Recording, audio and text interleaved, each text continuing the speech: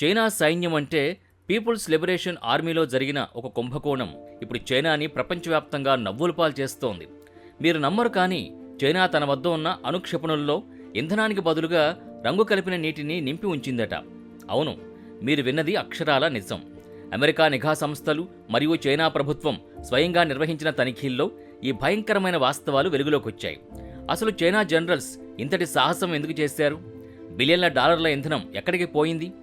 ఈరోజు ఈ వీడియోలో చైనా సైన్యం లోపలున్న కుళ్ళిపోయిన వ్యవస్థ గురించి, షీ జిన్పింగ్ ఎందుకు తైవాన్పై దాడి చేయలేకపోతున్నాడో పూర్తి వివరాలు తెలుసుకుందాం. వీడియో చివరి వరకు చూడండి, ఎందుకంటే ఇది నవభారత భద్రతకు కూడా చాలా ముఖ్యం. ఫ్రెండ్స్, ఆధునిక యుద్ధ తంత్రంలో అణుక్షిపణులు ఒక దేశానికి రక్షణ కవచంలా పనిచేస్తాయి.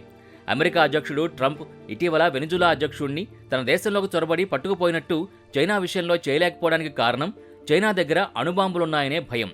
కానీ ఇప్పుడు ఆ భయం పోయింది. అసలేం జరిగింది? చైనా సైన్యంలోని ఉన్నతాధికారులు క్షిపణుల ఇంధనం కోసం ప్రభుత్వం కేటాయించిన బిలియన్ల డాలర్స్ని తమ సొంత అకౌంట్లలోకి మళ్లించారు. ఆ క్షిపణుల్ని ఖాళీగా ఉంచితే దొరికిపోతామని భయపడి వాటిలో నీటిని నింపారు. పోయినసారి కేవలం నీళ్లు పోయడంతో తనిఖీ అధికారులకి వెంటనే తెలిసిపోయింది. అందుకే ఈసారి చైనా జనరల్స్ ఒక కొత్త పని చేశారు. ఇంధనం ఏ రంగులో ఉంటుందో, అంటే సాధారణంగా గోధుమ లేదా పసుపు రంగు, అచ్చం అదే రంగుని నీటిలో కలిపి క్షిపణుల్లో నింపారు. కానీ పాపం అమెరికా శాటిలైట్లు మరియు అంతర్గత గూఢచారులు ఈ రహస్యాన్ని పసిగట్టారు. క్షిపణి బరువులో ఉన్న వ్యత్యాసం మరియు ఇంధనం నుంచి రావాల్సిన రసాయన గుర్తులు లేకపోవడంతో ఈ మోసం బయటపడింది. ఇది విన్న షీ జిన్పింగ్కి పిచ్చి పట్టినంత పనైంది. అవినీతి ఇక్కడితో ఆగలేదు. అణుక్షిపణుల్ని ఎప్పుడూ భూమి అడుగున ఉండే ప్రత్యేకమైన బంకర్స్లో ఉంచుతారు. వీటిని సైలోస్ అంటారు. యుద్ధం వస్తే ఈ బంకర్ల మూతలు తెరుచుకోవాలి. అప్పుడే క్షిపణి బయటకొచ్చి శత్రువుపై దాడి చేస్తుంది.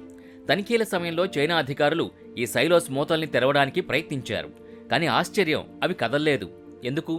ఎందుకంటే ఆ మూతలు దశాబ్దాల క్రితం బిగించినవి. వాటికి కనీసం గ్రీజు కూడా పూయలేదు.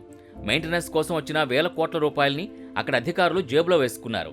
ఫలితంగా ఆ భారీ ఇనుప మూతలు తుప్పుపట్టి శాశ్వతంగా జామ్ అయిపోయాయి. అంటే రేపు అమెరికా చైనాపై బాంబులు వేసినా చైనా తన క్షిపణుల్ని బంకర్స్ నుంచి బయటకు కూడా తీయలేని పరిస్థితిలో ఉంది. చాలా మందికి ఒక డౌట్ వస్తుంది, చైనా సైనికులకి జీతాలు తక్కువ ఇస్తారేమో, అందుకే ఇలా చేస్తున్నారని. చైనా సైన్యాధికారులకు ఇచ్చే జీతాలు, బోనస్సులు మరియు విలాసవంతమైన సౌకర్యాలు అమెరికా సైనికుల కంటే కూడా ఎక్కువ. అయినప్పటికీ చైనా సంస్కృతిలో అవినీతి అనేది ఒక రక్తంలో భాగమైపోయింది. పై స్థాయి నుంచి కింది స్థాయి వరకు ప్రతి అధికారి తన వాటా కోసం దేశ భద్రతని పణంగా పెడుతున్నాడు. ఇక్కడ మనం చైనా రాజ్యాంగాన్ని అర్థం చేసుకోవాలి. భారతదేశంలో సైన్యం దేశానికి, ప్రజలకు బాధ్యత వహిస్తుంది. కానీ చైనాలో అలా కాదు. చైనా రాజ్యాంగం ప్రకారం చైనా సైన్యం దేశ రక్షణ కోసం కాదు, చైనా కమ్యూనిస్టు పార్టీ రక్షణ కోసం పనిచేస్తుంది.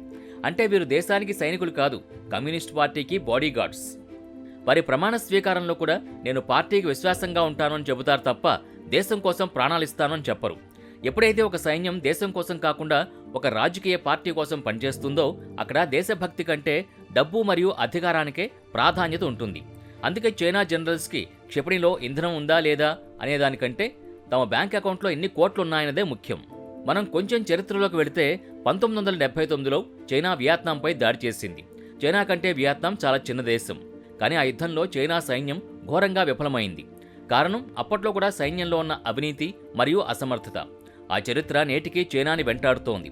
అందుకే భారత్ లాంటి బలమైన దేశంతో యుద్ధమంటే చైనాకి వణుకు. షీ జిన్పింగ్, మేము తైవాన్ని ఆక్రమిస్తాం, మా సైన్యం ప్రపంచంలోనే నంబర్ 1 అని అరుస్తూ ఉంటారు. కానీ లోపల ఆయనకి అసలు నిజం తెలుసు.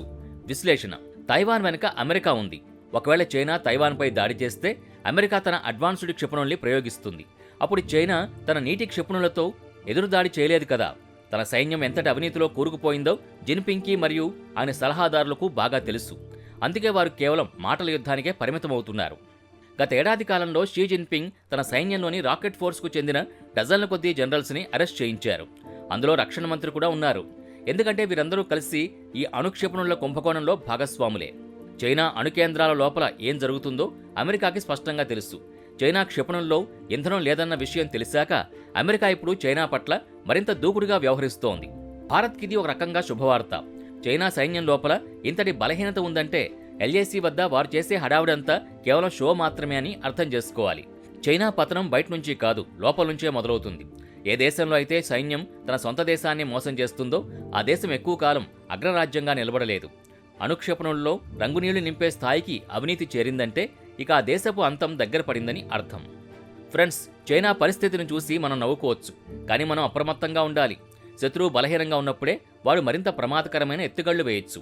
భారత్ తన రక్షణ వ్యవస్థని స్వదేశీ సాంకేతికతతో బలోపేతం చేసుకుంటోంది. మన క్షిపణుల్లో నీళ్లుండవు, నిప్పుంటుంది. మన సైన్యం పార్టీ కోసం కాదు, దేశం కోసం పనిచేస్తుంది. ఇదే మనకు మరియు చైనాకు ఉన్న అతిపెద్ద వ్యత్యాసం. మీకేమనిపిస్తుంది? చైనా సైన్యం నిజంగానే యుద్ధం వస్తే నిలబడగలదా, లేక ఈ నీటి క్షిపణుల వల్ల వారు ప్రపంచం ముందు తలవంచుకోవాల్సి వస్తుందా? మీ అభిప్రాయాన్ని కామెంట్ బాక్స్లో తెలియచేయండి. మన భారత సైన్యం పట్ల మీకు గౌరవం ఉంటే జై హింద్ అని కామెంట్ చేయండి. ఈ వీడియో మీకు నచ్చితే లైక్ చేయండి, మీ ఫ్రెండ్స్కి షేర్ చేయండి. ఇటువంటి మరిన్ని వీడియోల కోసం మన ఛానల్ని ఇప్పుడే సబ్స్క్రైబ్ చేసుకోండి. నోటిఫికేషన్ బెల్ ఆన్ చేయడం మర్చిపోకండి. ధన్యవాదాలు. జై హింద్, జై భారత్.